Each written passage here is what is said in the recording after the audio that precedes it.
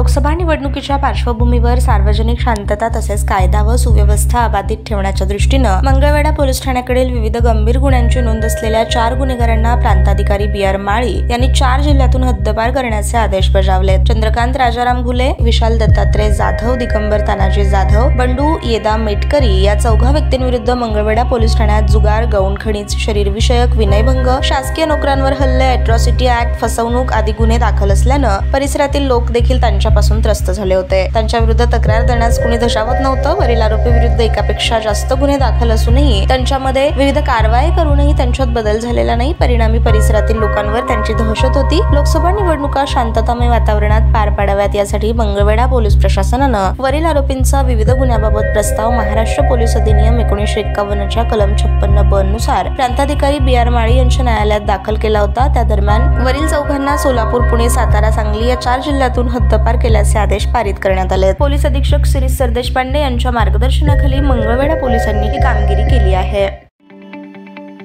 ताज्या बातम्या पाहण्यासाठी प्राईम महाराष्ट्र न्यूज चॅनलला सबस्क्राईब करा।